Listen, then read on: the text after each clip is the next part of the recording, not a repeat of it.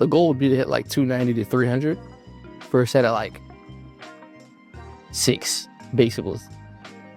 I'm starting on the strength phase. My goal is not to get like crazy strong. And I'm really not trying to move that fast in getting strong. Like in a perfect world, I would get like as slow as possible. I would get to 405 for a pause. And then one day get to 405 for a set of 10 on squats. But like for high bar, not low bar. I'm doing low bar right now for this phase. I'm just gonna go back and forth and see what happens. But also only got 4 hours of sleep last night. And work's been low-key stressful as of lately because it's been busy this week. Anyway.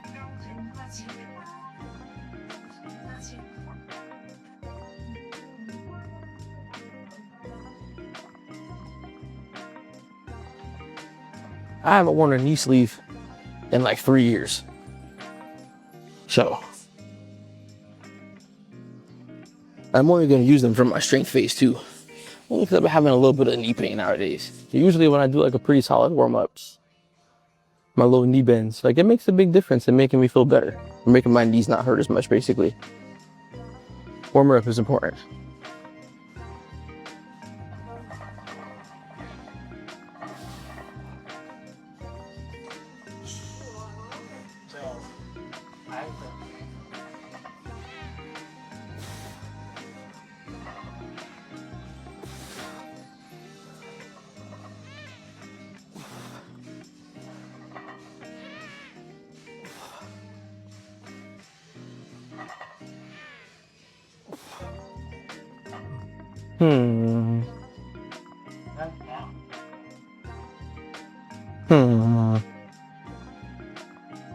When I say I talk to myself, I mean like I remember I was probably like, had to be like 12 years old, 13 years old.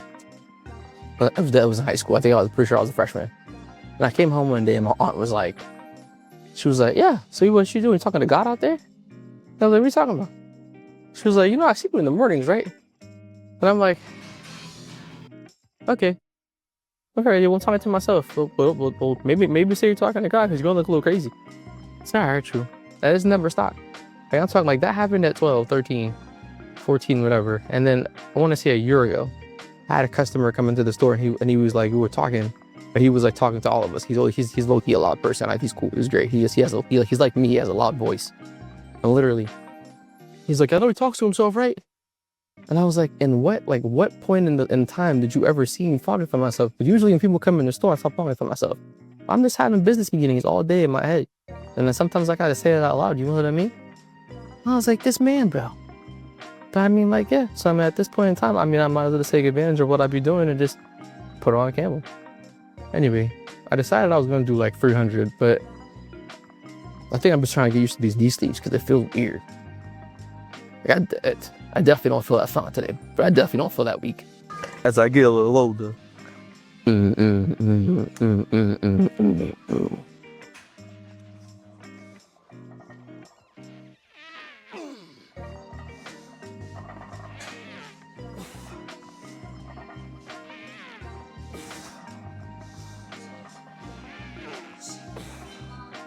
Yes,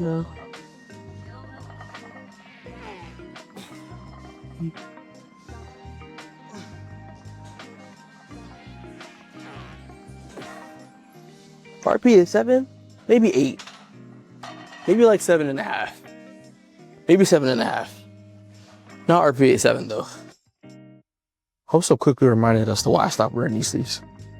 That's just so annoying to put on and take off.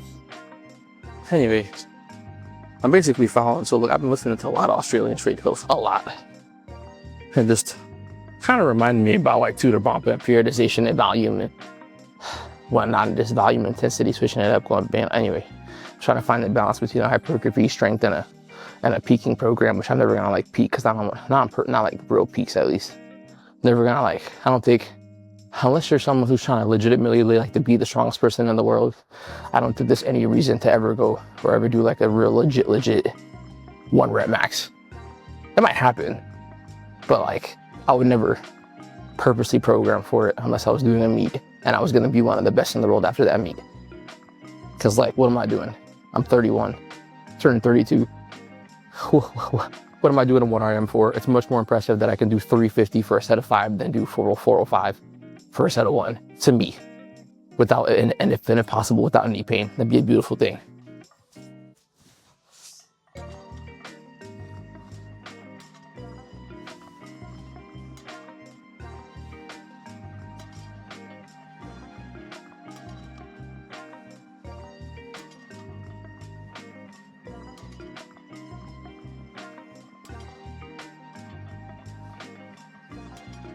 About the Australian strength lift comment though, because like he talks about basically just adding sets and taking away sets at different points in the program, depending on what you're doing. And obviously, like, I'll probably have the least amount of volume, or like you would usually have the least amount of volume when you're trying to have the highest intensity for the sake of recovery, obviously. But because right now my focus is squats, this is probably the heaviest I'm going to go on a deadlift for this program. And until I basically get my squat to where it's like in the 400s, I probably won't even deadlift that seriously. Maybe like once a year, I'll try to hit like 500 or get closer, or like program towards it. But in not training deadlift, I literally have retained like a mid 400 deadlift.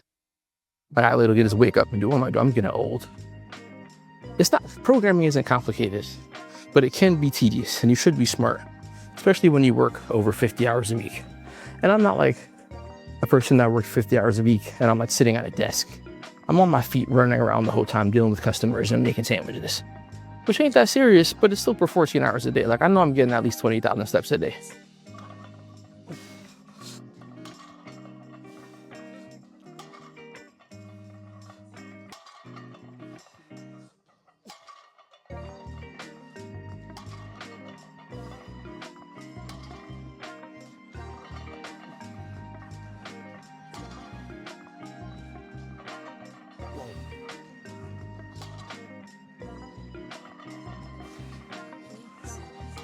All right, bet. Yeah, okay, I'm probably taking this off now. For the rest of this video, if I record it, all of it, you're just gonna see, dang, boy. You're just gonna see a leg day. A nice shiny ball of leg day. Oh, love y'all.